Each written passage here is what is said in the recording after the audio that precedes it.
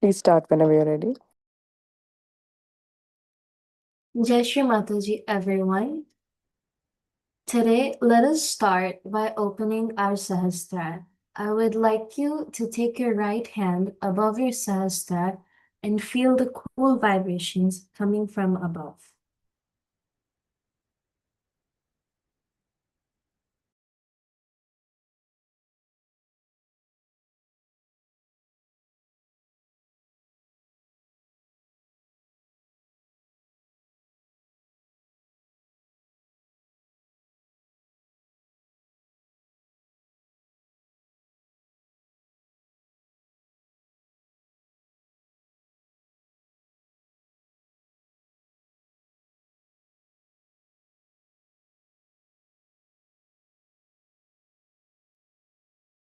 Let us take our right hand to our left heart for some time.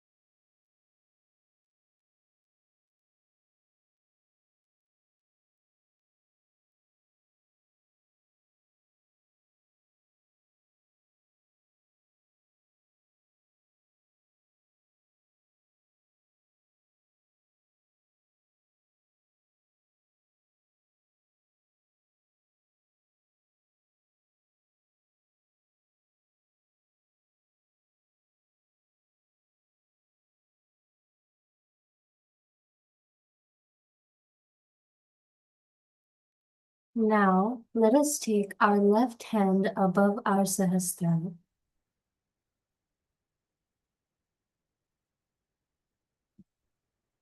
Try to feel the vibrations coming from on top of your head. Feel if they are cool or warm.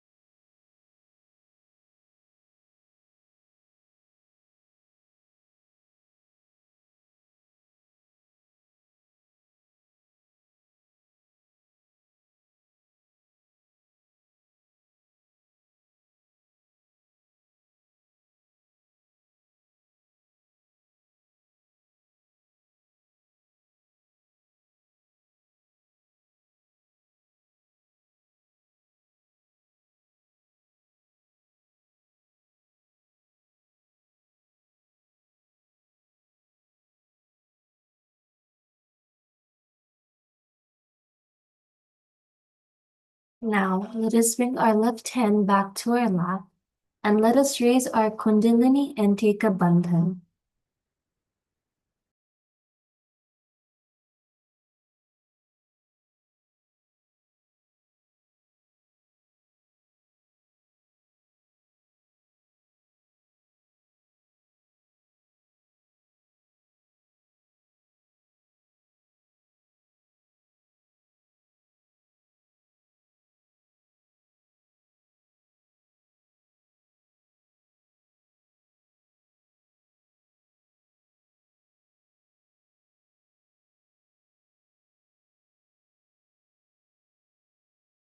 Let us start our candling. I request you to light your candle flame. Let us start by cleansing our Muladhara chakra, which is at the base of our wrist.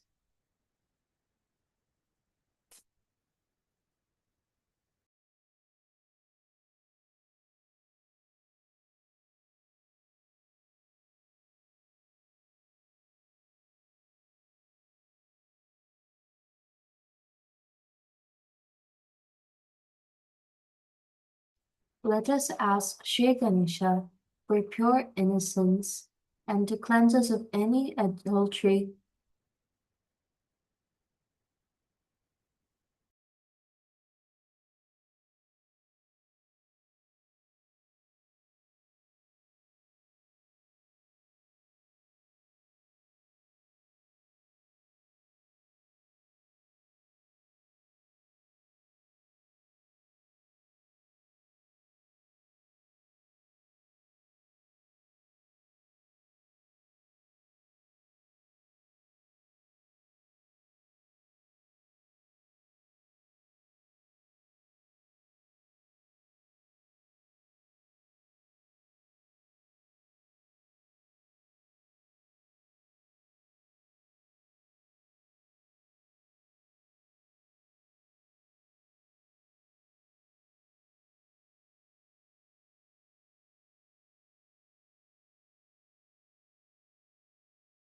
Now, let us take our left thumb towards the candle flame. This is our Swadhisthana chakra.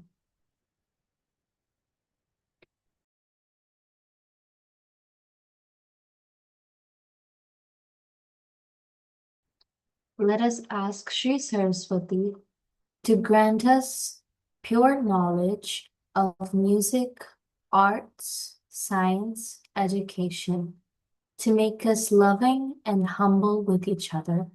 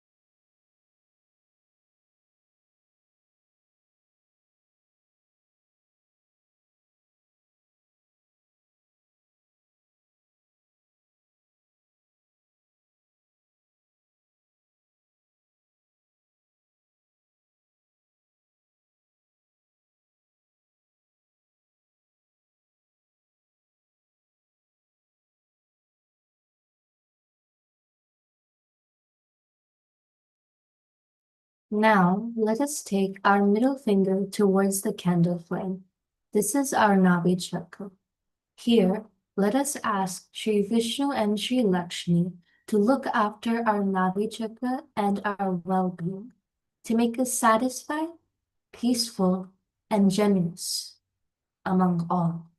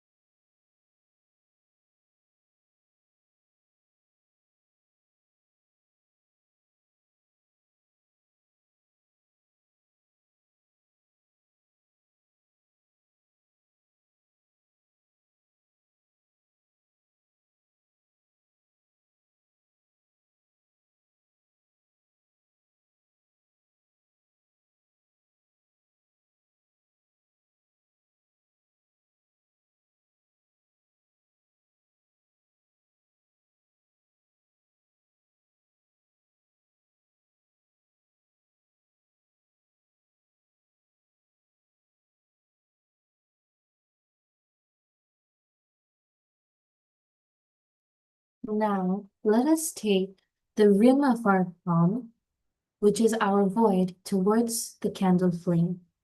Here, let us ask Shri Mataji to awaken our Guru principle, to make us our own gurus, to make us disciplined, to make sure that we are meditating every day to increase our vibrations, to keep our attention on the shortcomings, and to always overcome all these desires of comfort or any desire.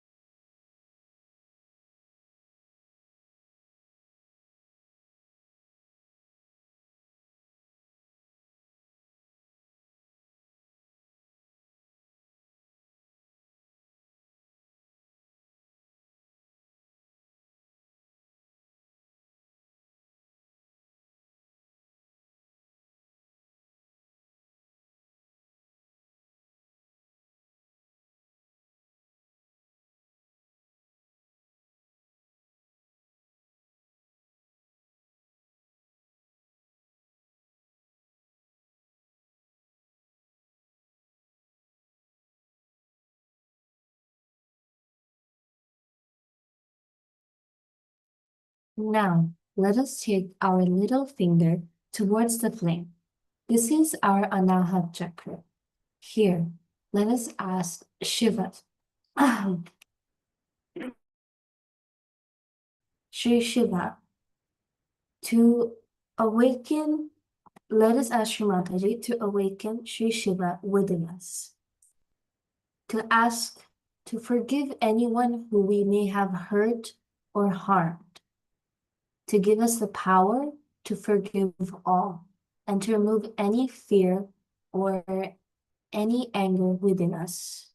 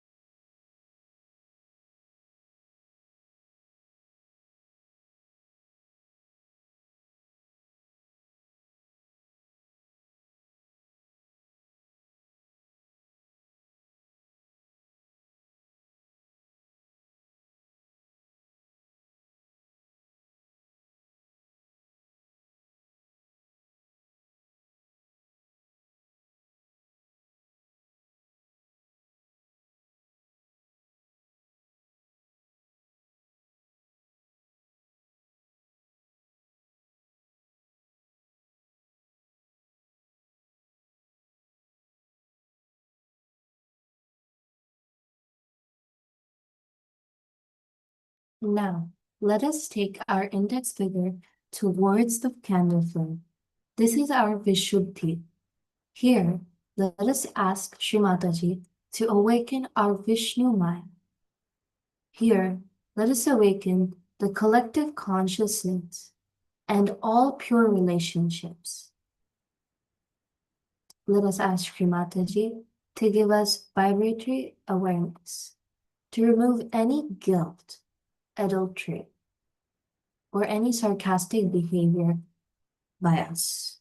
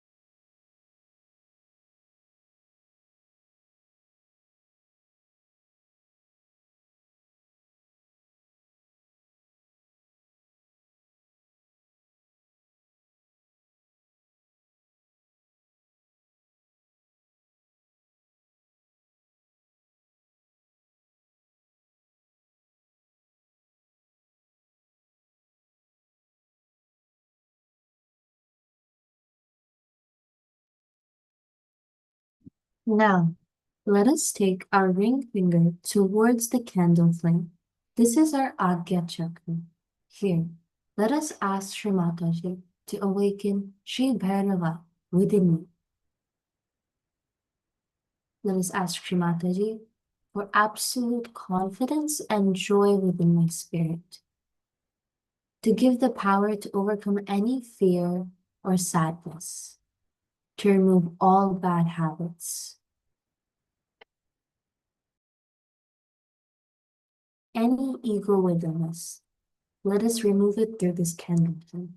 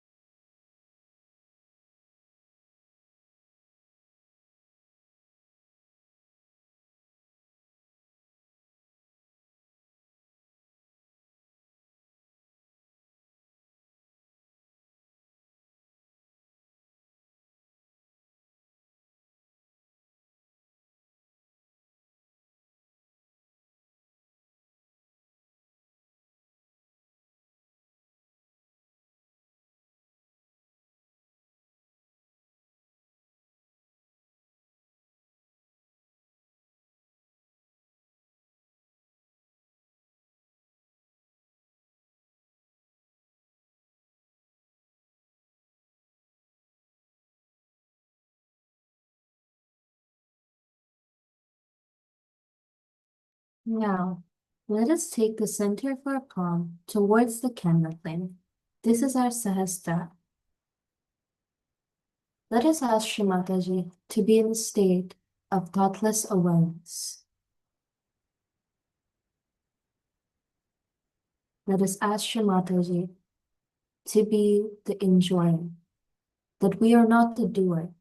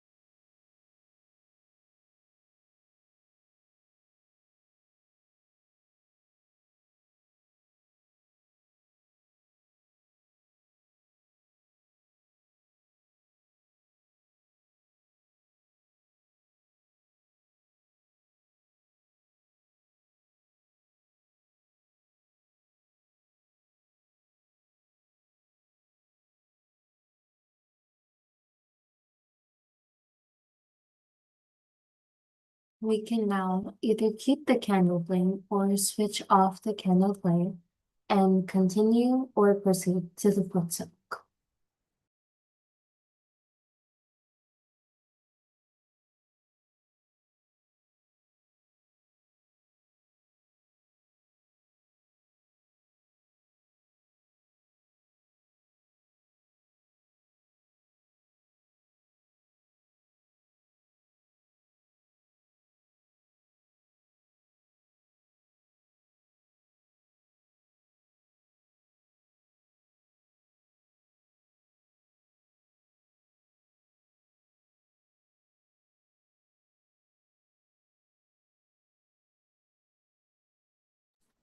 Thank you.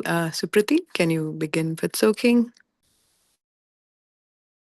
So hello, Jai Shri Mataji everyone. So we'll begin the foot soak by placing the water tub in front of us. We'll put in the ice and keep the mm, we'll put our feet in, we'll vibrate the water and awaken the power of the Samudra Devata.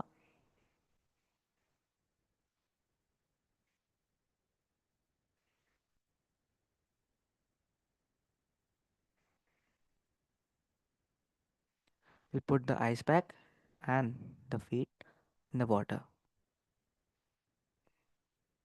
We shall ask Shri Mataji, please cool our liver, remove all the excessive heat, all the imbalance,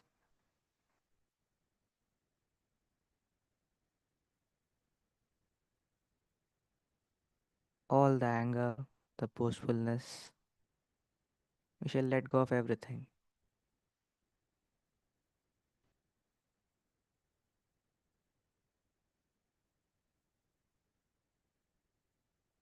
We will allow the water to absorb all the angers, irritation, restlessness, or all the heaviness we have within us.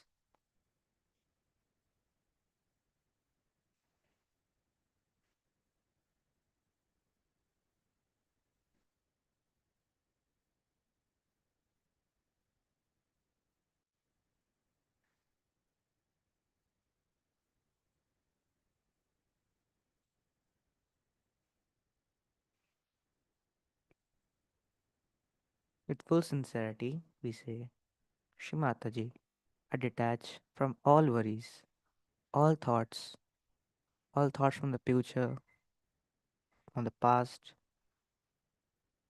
I surrender every kind of stress and anxiety to you.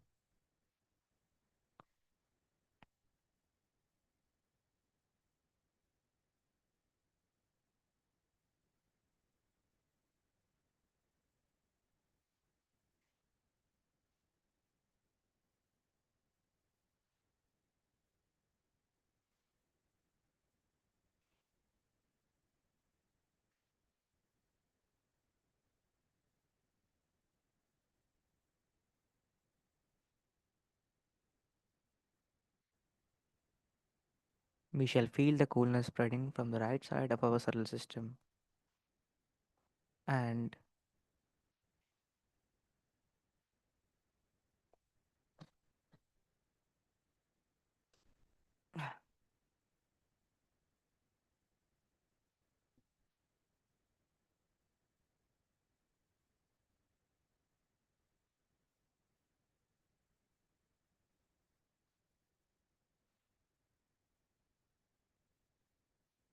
we shall bring in the attention of of each side of our chakra, or to the right side, the right Muladhar, the Swadhisthana,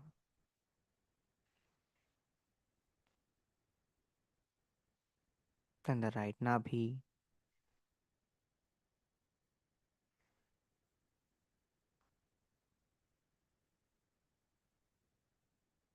then the heart chakra,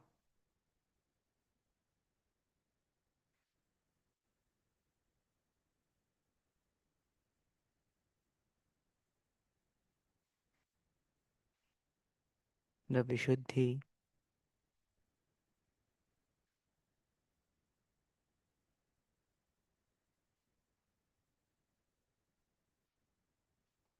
the right Agya,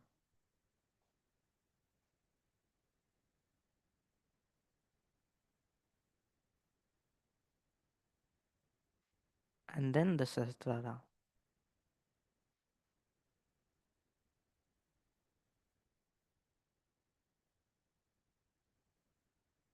We keep our eyes relaxed and try to feel the vibrations.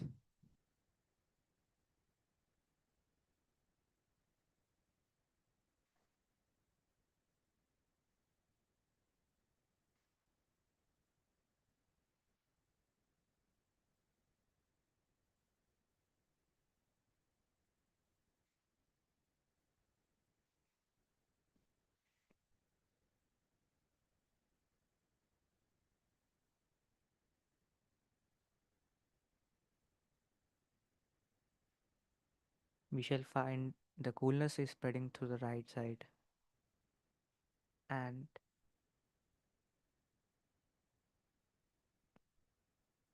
try to embrace it.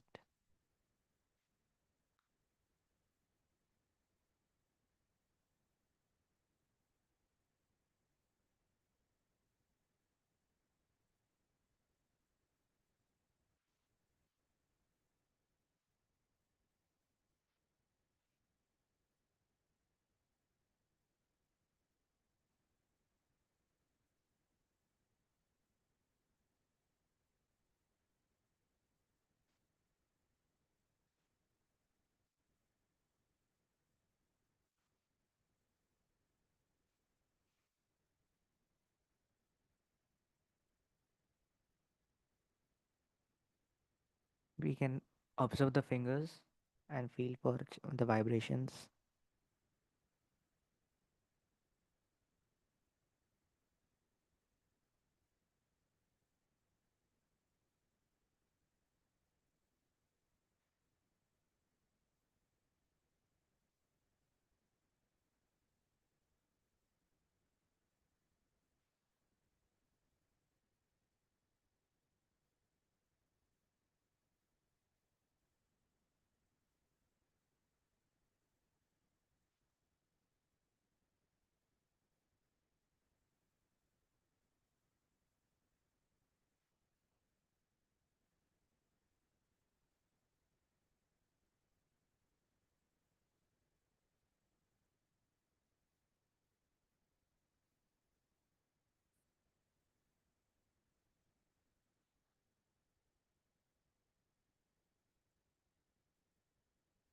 We shall thank Mother for the great vibrations, the blessings, the protection she gives us every day, for guiding us in our everyday life.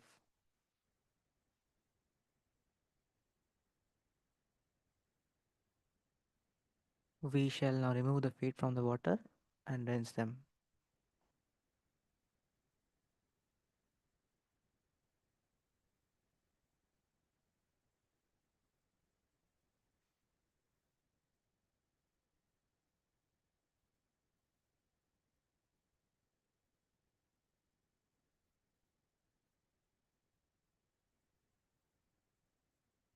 Now we shall raise our Kundalini and give ourselves a bandhan.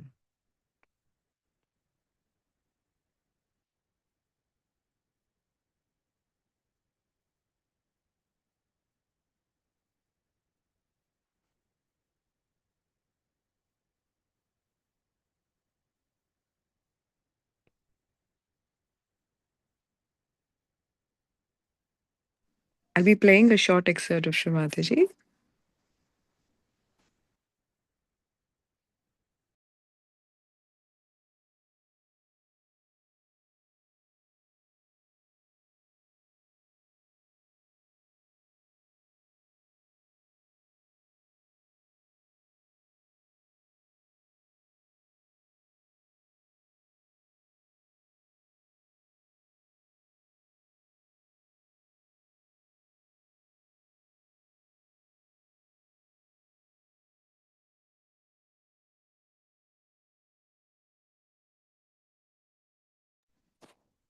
Could you all see it?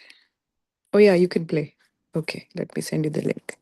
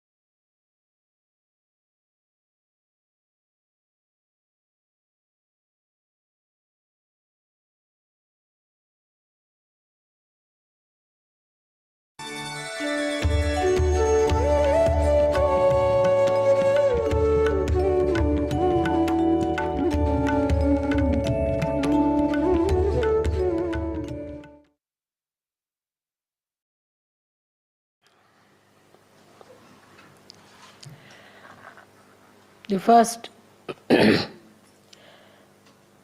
we bow to Sri Ganesha.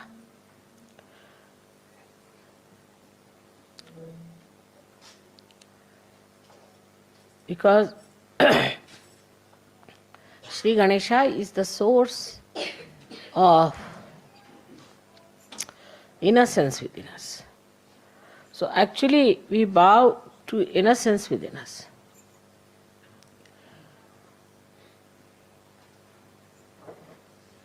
And this innocence is the one gives you the enlightenment.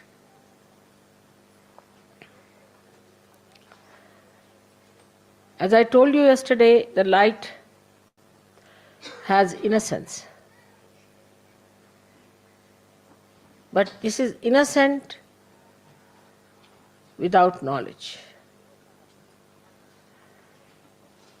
But your light is innocent with knowledge. We always think that the people who have got knowledge can never be innocent, can never be simple. And the idea we have got about innocence is that an innocent person is always deceived, can be befooled, and can be always taken for granted. But innocence is a power. It is a power which protects you, which gives you light of knowledge. Knowledge that we have in the worldly sense is how to exploit others, how to cheat others, how to make money out of them, how to make fun of others, how to look down upon others. But the light of innocence is the light by which you know that love is the highest thing. And it teaches you how to love others, how to care for others, how to be gentle about others. It also gives you the light within. It's just the other way around of this avidya that we have in this world. Just the other way around. The avidya outside teaches us competition,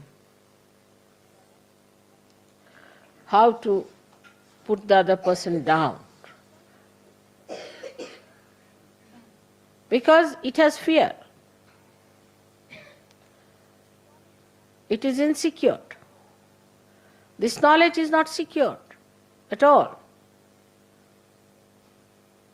If it had security, it would not have behaved like this. But the light of innocence knows everything. It has no fear. When we say children are innocent, we mean to say that they have that power of innocence. Many times people have noticed if a child falls from a height, he doesn't die, while a young man may die with a much smaller height. And the child is not afraid while falling. He just enjoys as if there's a parachute coming down, nicely. And then when he falls down also just gets up, laughs, smiles at everyone. He doesn't understand why everybody is worried. Because in that innocence he knows that he's looked after. He's protected. He knows that there is a power which is much higher than him, and he does not have to worry. Then we start putting ideas into the head of the child. And that is how he starts losing his power of innocence. And he becomes a coward. He becomes a cunning fellow. he becomes an unrighteous personality.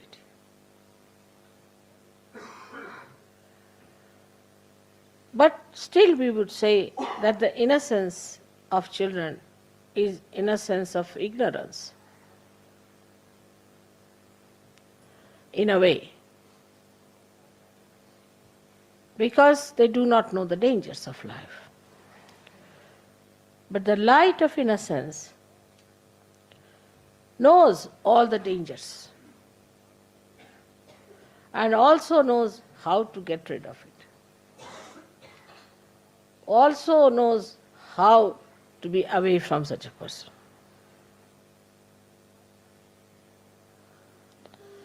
There was a wise man who was going on a staircase. And there was a stupid man coming from the other side, foolish man. So foolish people are always aggressive. That is one of the signs, because they have inferiority complex. So the foolish man says to the man who was coming up, he says, one had to move on one side. So he says, I don't move for fools, the foolish one says. So the wise man says, I do, and he moved.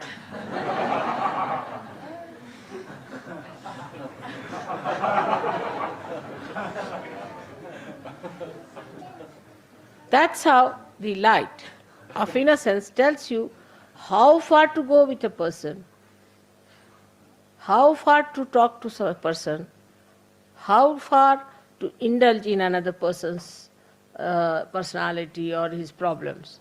Otherwise he deceits.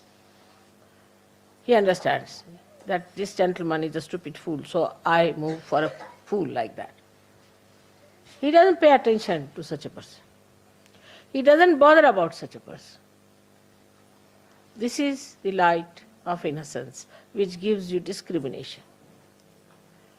How far to go with others? I love a person. There are many, I love him. All right. Another person may kick you, may hit you, may trouble you, may become absolutely, horribly possessed, but still you are just mad out in love with that person, without any self-respect. This comes because there is no...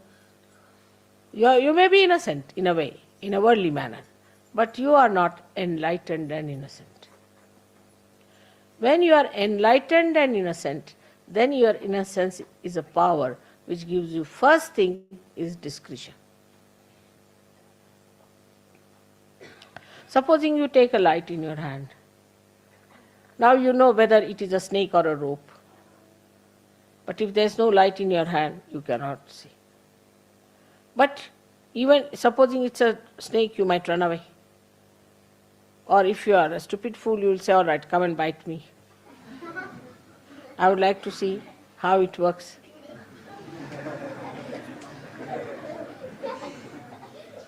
Children are But if you are an enlightened person, then you will tell the snake, now let me be alone, all right? Bye-bye. And the snake will know and it will go away. Or if the snake is a sinister one, you may just look at the snake and snake might run away. So this power of innocence is a very, very important thing. And that comes to us through our enlightenment alone. So we are, say, in a state which is ignorant and innocent. Innocent and ignorant. Then people are no more innocent nor ignorant, but they are not enlightened. They become cunning.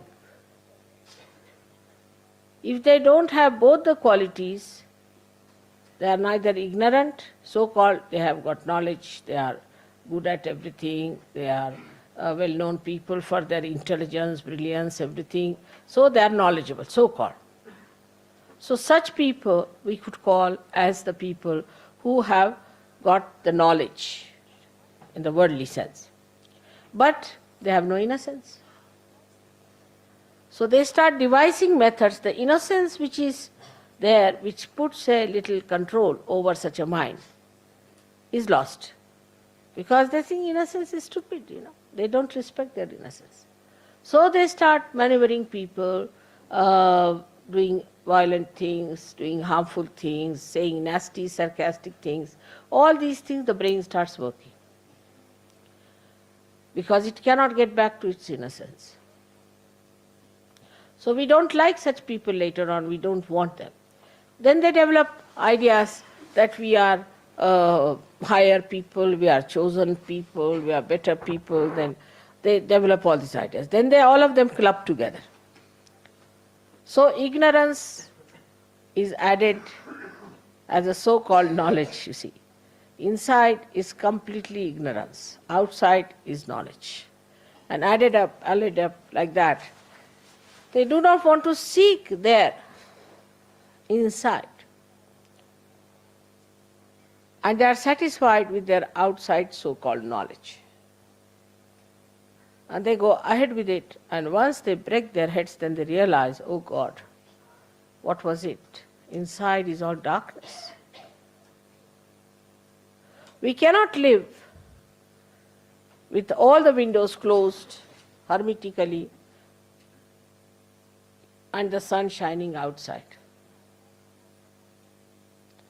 We have to have light inside to see for ourselves what are we, what are our powers, how far we can go, how we are working out ourselves, our lives, our aims. Now the enlightenment, as the enlightenment you see here is of these lights, is manifested within you as vibrations, as Chaitanya, as light. So the Chaitanya itself is the light. But the difference between this light and that light is such that this one will only tell you as far as your eyes are concerned. It will tell you that it is a stone, or it is a wood, or it is a house, or it is a face of a man, anything, this light. But it won't be able to tell you whether this person is good or bad, whether this house is vibrated or not, is auspicious or not. So it doesn't give you auspiciousness, the idea of auspiciousness. So we are talking of Ganesha's innocence, which gives us sense of auspiciousness, and ourselves also makes it auspicious. This is how the Chaitanya itself is enlightenment. Chaitanya itself is enlightenment. It relates to you all the knowledge which it has. Now imagine what a micro arrangement it is. That the Chaitanyas which are small, like we can say little round valayas, small ones, they have intelligence in them and discretion built in them to tell you whether a person is good or bad. You have got it, Sahaja, so in a simple way. So we have not bothered to find out what your computer has got. It has got the knowledge. Now to know not only if the person is good or bad, but what troubles that person has got. Now this light can go up to one dimension of a person, how he looks, how he walks, everything. And if you start imagining something, if you start imagining and saying that I feel this way, I think this way. Not all right. Huh? You can't hear me? Upstairs on the baby's holder. Huh? On the baby's holder. What is it? There is a video for the mothers with the children. They come here. It's upstairs. Upstairs.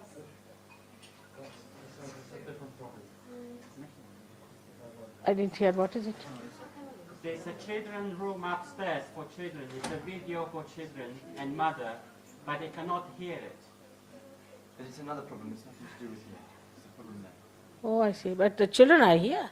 Babies. Mothers and babies. Oh, God. Somebody has to go and fix it up, isn't it?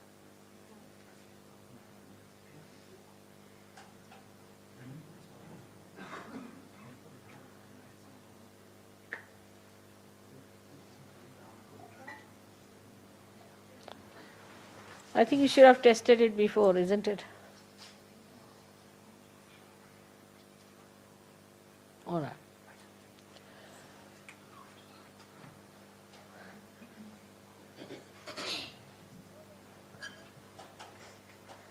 So the Chaitanya that is within us, which is flowing out, which we are receiving from all over, is all pervading, is in every molecule pulsating, which gives us knowledge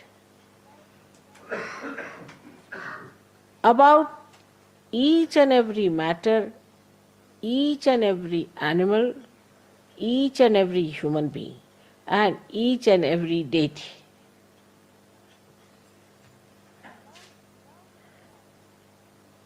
Without this light, you could not have recognized me. You could not have recognized any deities.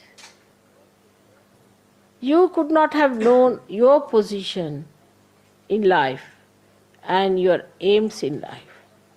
You would not have known what is your purpose of life. Why are you here?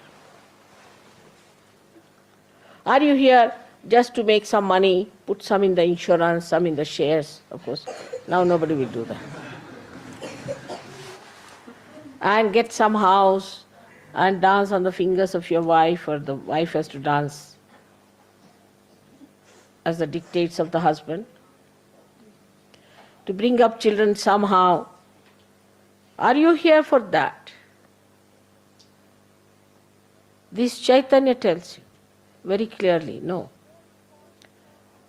Because if you get more involved into these things and become completely cut off from the collective happenings, then this light goes off. As soon as this light gets disconnected, you can't have any light.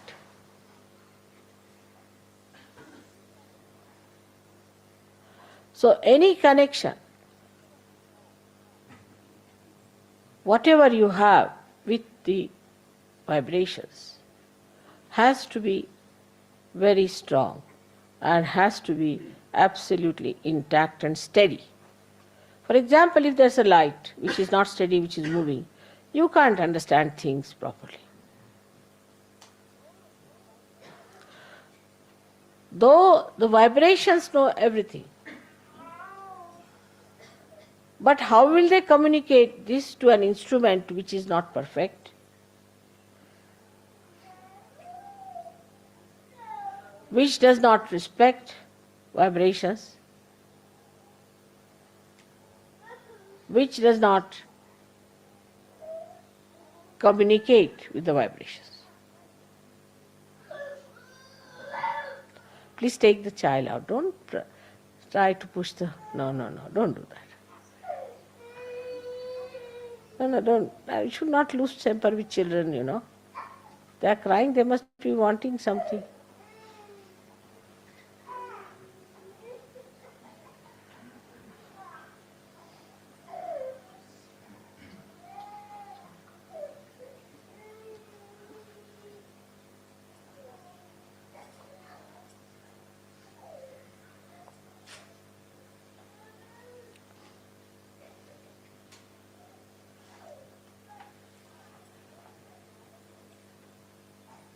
So, this knowledgeable instrument that you have got is to be all the time flowing through you. And you have to be a very clean apparatus. Supposing you have this light and the glass is not clean, you won't get light properly. So the purity has to be established, and that is the part where Ganesha is so important, because he cleanses you, he washes you. But you become innocent because you do not plan or think of harming anyone who is a good person, who is a nice person. It becomes innocence because it is auspicious. You start becoming auspicious. Wherever you go and you meet somebody, that person feels, oh God, today something good has happened in our family. Something good has come out.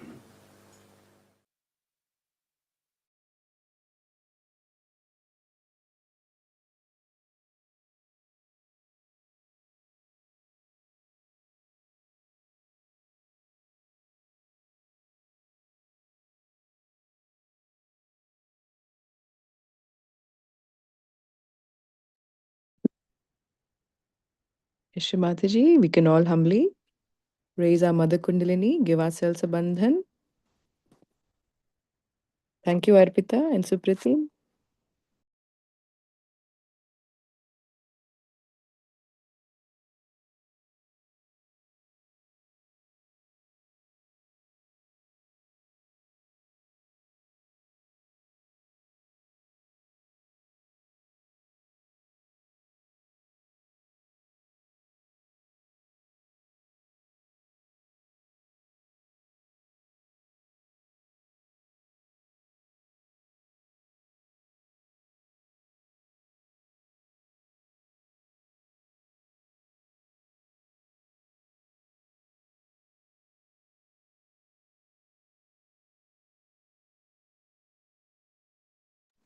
If anyone has any questions, feel free to ask.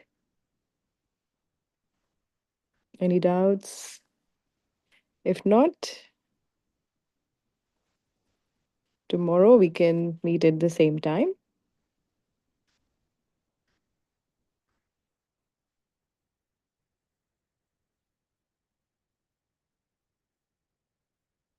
Yes, it was.